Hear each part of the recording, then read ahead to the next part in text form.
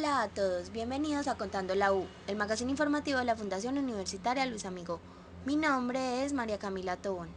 ¿Cómo son las relaciones entre parejas, entre padres e hijos, entre hermanos y entre todos con la abuela? Es uno de los fragmentos del libro de Historias de Familia, donde se nos permite compartir el mundo y dar una exposición de este y conocer más la vida del profesor César.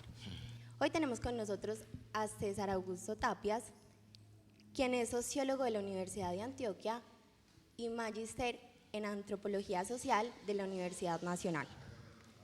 Además de ser realizador audiovisual con estudios en San Antonio de los Baños, en Cuba.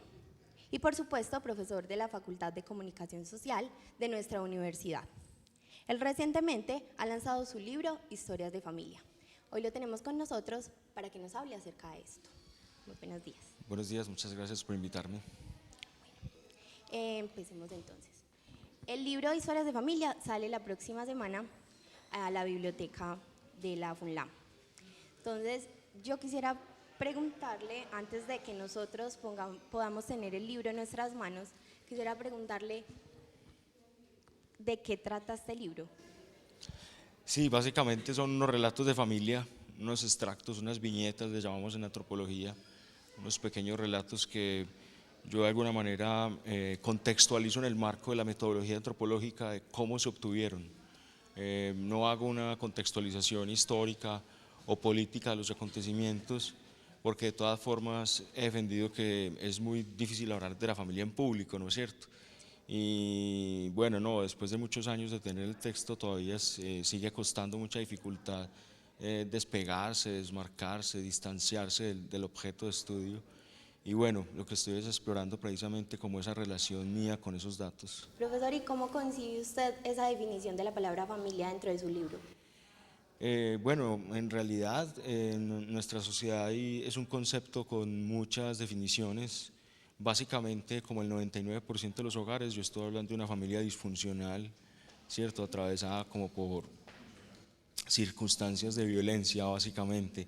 Y vemos pues que, digamos, está atravesada por diferentes tipos de violencia que yo también enumero o menciono, pero básicamente también como plantear un asunto frente a la relación del investigador con los otros sujetos que investigan, ¿no es cierto? Como que salir de esa lógica de pensar que lo otro es una cosa o que no tiene sentimientos o uno mismo como investigador no está involucrado sentimentalmente como con su contexto. Algunas de las historias pueden apreciarse desde un entorno familiar muy íntimo, ¿cierto? En el prólogo se nos dice que usted cuenta parte de su entorno familiar, entonces nosotros quisiéramos saber cómo fue esa experiencia, como transmitir algo tan personal para un público tan amplio. Pues todavía no tengo mucha referencia, ¿cierto? De todas formas, algunos de mis primos están muy emocionados con leerlo, con adquirirlo, pero bueno, confío en que no vayan a aparecer recriminaciones y si ocurren pues será normal, ¿no? El diálogo es también eso, posiciones diferentes frente a algún asunto. Yo de todas maneras estoy ofreciendo el libro como un acto de amor a mi familia. En la portada del libro podemos encontrar un retrato suyo del año 2014. ¿Por qué eligió ese retrato para que Bueno, fuera la portada? en realidad lo eligió la editorial, pero yo, no, pues plantearon como tres opciones y a mí se me ocurrió ese retrato que me había hecho un amigo y lo propuse, la editorial tenía otros dos y eligieron este. El libro está dividido por títulos. Esos Sí. libros cuentan como breves relatos de familia. Está escrito, pues la forma narrativa el lenguaje narrativo que se encuentra escrito es muy cotidiano. Entonces hay palabras muy del parlache. A mí me llamó mucho la atención uno de los títulos que era una cita textual del texto y decía algo como Caregato, Sí, Caregato, vaya tráigame uno armado, algo así. sí. Entonces eso me pareció muy gracioso. Yo quiero saber por qué usted eligió ese tipo de narrativa para Bueno, la elaborar verdad el es un texto. ejercicio que vengo construyendo desde mi primer libro que se llama Fumando Mañas. Es precisamente también llevar al ejercicio de la escritura la propuesta de la etnografía. Siempre estamos pensando que la etnografía es como ir, estar en medio de las personas que estoy investigando, observarlos y poder decir algo sobre ellos, ¿no es cierto? pero también es esto que te contaba, reflexionar, dialogar y sobre todo escribir. Entonces, en el marco de la escritura etnográfica, pues hay unos retos, un poco como que la gente sienta lo que tú acabas de decir, como algunas palabras cercanas, comunes. De todas formas, como aspiro a una lectura más amplia, pues coloqué un glosario como para que la gente que no reconozca esos significados pueda acercarse a la lectura como tal.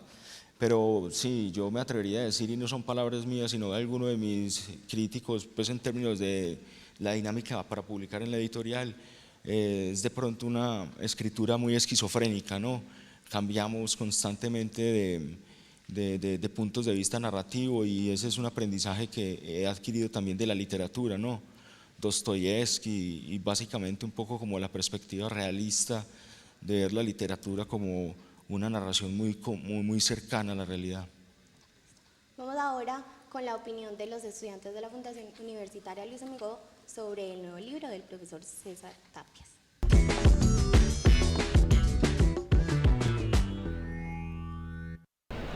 Bueno, en tiempos pasados y actualmente la familia se ha visto bien posicionada, dado que son quienes han dado la base para que la sociedad se pueda construir paso a paso. Pienso que realmente es muy importante la familia hoy en día, porque es quien realmente lo forma a uno como persona y quien pues estructura para que toda esta sociedad pueda de una u otra forma salir adelante.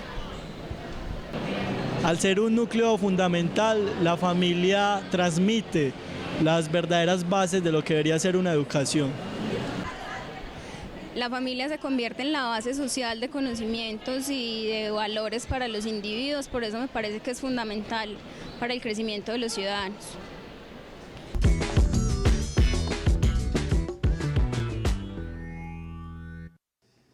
Al principio de cada historia, dentro del libro, usted agrega una cita textual de otro autor. Quisiéramos saber qué intención tenía con esto. Bueno, no, la verdad yo quería como evadir también la contextualización objetiva, histórica. Yo más bien quería conectar eso como con historias, que pareciera mucha literatura y pues creo que se conectaba mucho con mis experiencias de lector y mis experiencias de cinéfilo, ¿no?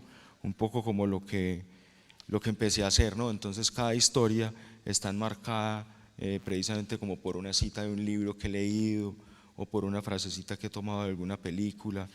Luego viene la historia, en algunos casos yo paso de la historia a una reflexión antropológica y ahí me refiero a algunos teóricos que he estado leyendo, sobre todo en el marco, digamos, de explicar también la manera como estoy escribiendo, el lugar que le otorgo a los otros en mi escritura, cómo me relaciono con ellos, pues que siguen siendo unos debates muy importantes hoy en la ciencia social.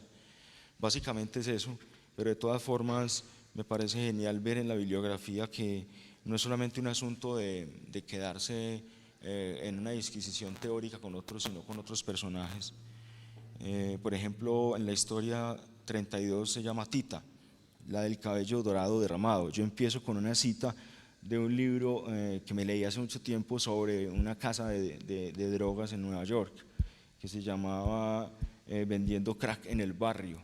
Y la cita dice, no todo el mundo puede ir a la escuela, algunas personas tienen que vivir. Bueno, profe, entonces antes de terminar, quisiéramos preguntarle si usted quiere darle algún mensaje a los estudiantes de la Fundación Universitaria Luis Amigo sobre su libro.